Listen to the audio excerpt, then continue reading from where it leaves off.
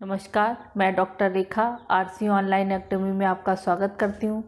आज मैं आपको उदाहरण अलंकार के बारे में बताऊंगी कि उदाहरण अलंकार है क्या, उसकी परिभाषा बताऊंगी, उदाहरणों द्वारा स्पष्टीकरण दूंगी। और एक चीज़ ये भी है कि उदाहरण अलंकार और दृष्टांत अलंकार जो है उसमें थोड़ी ही भिन्नता है, अधिक भिन्नता नहीं है। कभी कभी ये जिनको ज्ञान नहीं है तो वो दृष्टांत अलंकार और उदाहरण अलंकार में भेद नहीं कर पाते हैं। तो जैसे उदाहरण अलंकार में जब कोई बात कही जाती है, दो वाक्य होते हैं, एक में बात कही जाती है और उसी से मिलती जुलती बात उदाहरण द्वारा स्पष्ट की जाती है, तो वहाँ पे उदाहरण अलंकार होता है।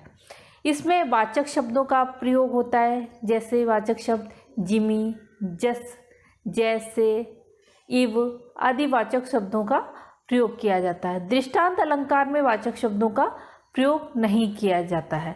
तो अब हम देर ना करते हुए शुरू करते हैं। इसकी परिभाषा के अनुसार उदाहरण अलंकार में जब एक बात कहकर उसी से मिलती जुलती बात उदाहरण के रूप में बताई जाती है, वहाँ पर अलंकार होता है। इसमें वाचक शब्दों का प्रयोग किया जाता है। वह वाचक शब्द क्या है उनको भी जान लेते हैं। जैसे, जिमी, जस, यथा, जथा, इव आदि शब्द आते हैं। अब यथा है तो आप ये नहीं कर सकते कि हम तथा का अगर प्रयोग आया है तो वो भी हमारा उदाहरण अलंकार होगा, ऐसा नहीं है। जो इसके वाचक शब्द हैं उन्हीं का ही प्रयोग अगर आपको पंक्तियों में मिलेगा तो वही उदाहरण अलंकार होगा। अब इसको उदाहरण द्वारा जानेंगे। कैसे जानेंगे? जैसे पहला उदाहरण है हमारा,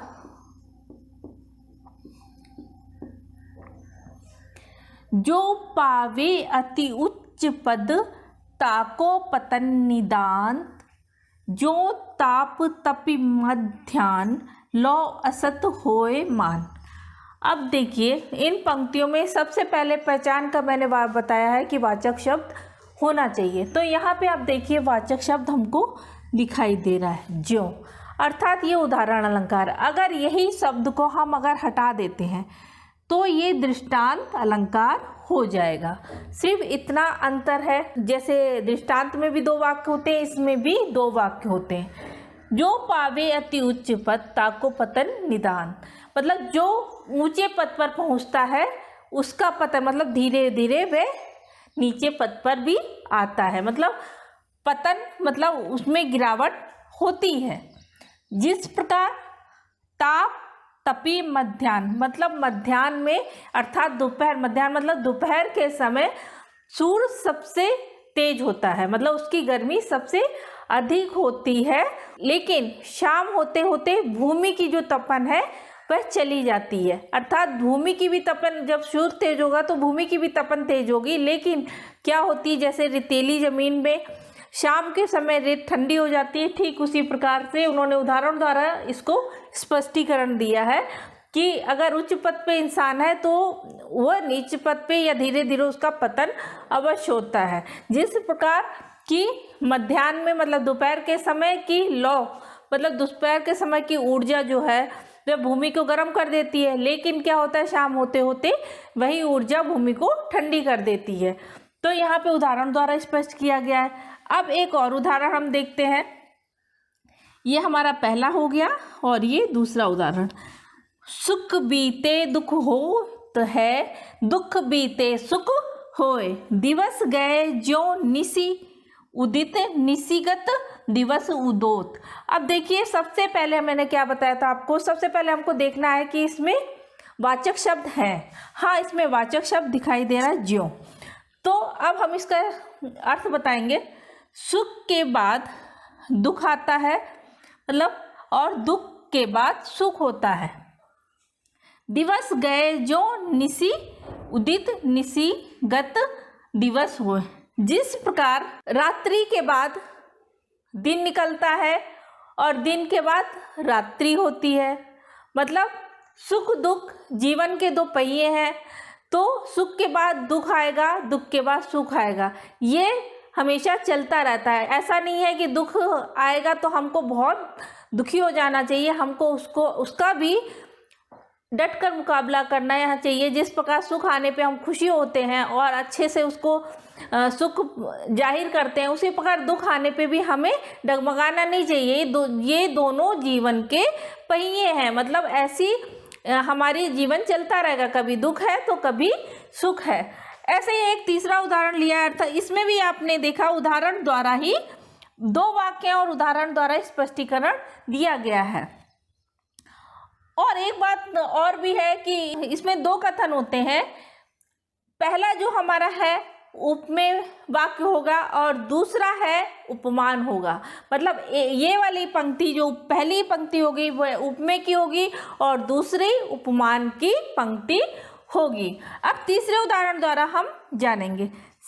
सबे सहायक सबल कोई ना निबल सहाय, पवन जगावत आग ज्यों दीपई देत बुझाए।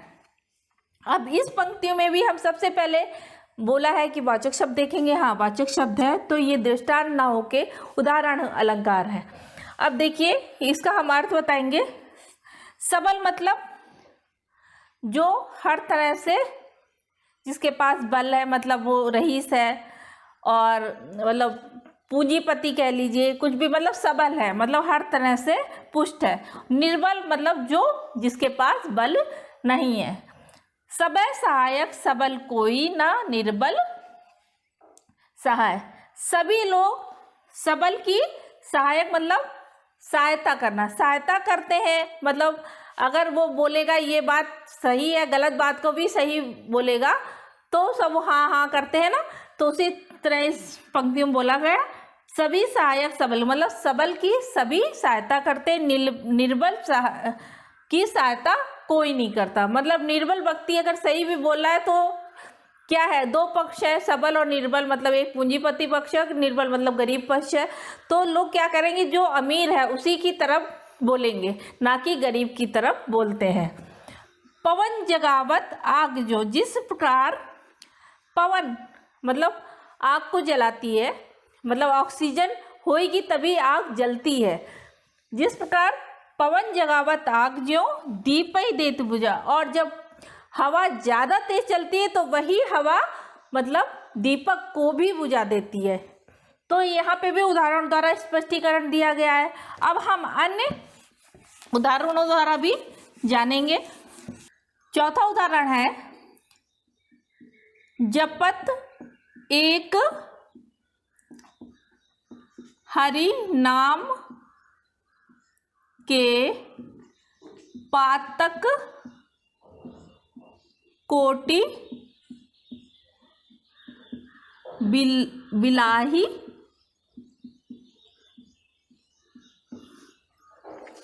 ज्यों चिंगारी एक ते घास ढेर जरी जाही। अब इन पंक्तियों में देखिए, जपत एक हरि नाम के पातक कोटि बिलाई ज्यों चिंगारी एक ते घास ढेरी जरी जाई। यहाँ पे जरी का अर्थ है जलना, पातक मतलब पापी, कोटि मतलब करोड़ों। तो यहाँ पे देखिए सबसे पहले हमें क्या देखना है कि वाचक शब्द पंक्तियों में है या नहीं। तो वाचक तो यहाँ पे दिया गया है, अर्थात उदाहरण अलंकार है। अब यहाँ पे मैं आपको उसको अर्थ द्वारा बताऊंगी। जपत एक हरि नाम के पातक कोटि बिलाई, मतलब हरि का नाम एक बार जपने से पापियों के करोड़ों पाप मतलब भुला दिए जाते हैं या माफ हो जाते हैं। जिस प्रकार एक चिंगारी घास के ढेर को जला देती है। अब इसमें देखिए उदाहरण द्वारा, नीचे का उदाहरण दिया गया है इन पंक्ति को स्पष्ट करने के लिए। मतलब इससे मिलती जुलती बात इसमें कही गई है कि अब एक नाम लेने से क्या पाप धुल जाते हैं? हाँ, कि कहते हैं कि जो सबसे उच्च है, हमारे ईश्वर सबसे उच्च है, तो उनका एक बार सिर्फ अगर नाम ले लिया तो आपने जितने भी पाप किए हैं, करोड़ों पाप किए हैं, तो वह सब ईश्वर माफ़ कर देता है। बिलाई मतलब माफ़ करना या भूल जाना। तो जिस प्रकार एक चिंगारी पूरे घास को जला देती है, मतलब घास के एक ढोर को एक ही चिंगारी, तो एक नाम लेने से और एक चिंगारी, यहाँ पे उदाहरण यहाँ पे स्पष्टीकरण दिया गया है। अब एक और उदाहरण हम देख लेते हैं। फीकी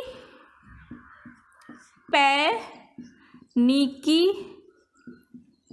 लगे बिन अवसर की सर की बात, जैसे बर्तन युद्ध में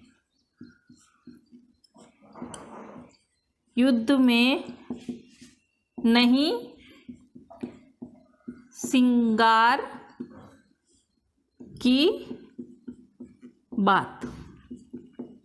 अब इन पंक्तियों में देखिए एक और उदाहरण मैंने लिया है कि सबसे पहले हमें क्या देखना है कि वाचक शब्द है या नहीं। इन पंक्तियों में आपको वाचक शब्द दिख जाएगा दूसरी लाइन में, जैसे, तो फीकी पै नीकी लगे बिन अवसर की बात, जैसे बर्तन युद्ध में नहीं सिंगार की बात। यहाँ पे बताया गया है बिना अवसर की, मतलब बिना समय की बात, जो मतलब कुछ बातें ऐसी होती हैं जो बिना समय के अगर बोल दो तो गलत माना जाता है। तो बिना अवसर की बात कहना अच्छा नहीं माना जाता है। कैसे? जैसे कि युद्ध के समय सिंगार की बात करना अच्छी बात नहीं होती है, ठीक उसी प्रकार बिना अवसर की बात, जैसे अगर हम किसी के घर जा रहे हैं, शौक है वहाँ पे, अगर हम वहाँ चुटकुला सुनाए तो अच्छा नहीं लगेगा।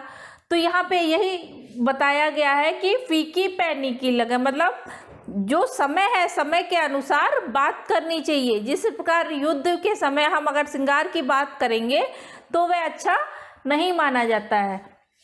तो आज हमने उदाहरण अलंकार के बारे में जाना। एक चीज और बता देने वाली है, उदाहरण अलंकार और दृष्टांत अलंकार में थोड़ा अंतर है।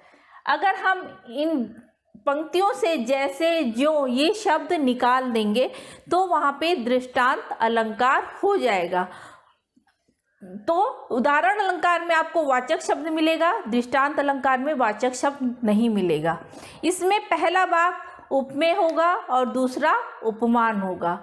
और दृष्टांत अलंकार में क्या है? दृष्टांत अलंकार में बिंब प्रतिबिंब को दर्शाया जाता है या बिंब प्रतिबिंब का भाव दृष्टांत अलंकार में होता है। तो आप आराम से पहचान सकते हैं कि कौन सा दृष्टांत अलंकार है और कौन सा उदाहरण अलंकार है।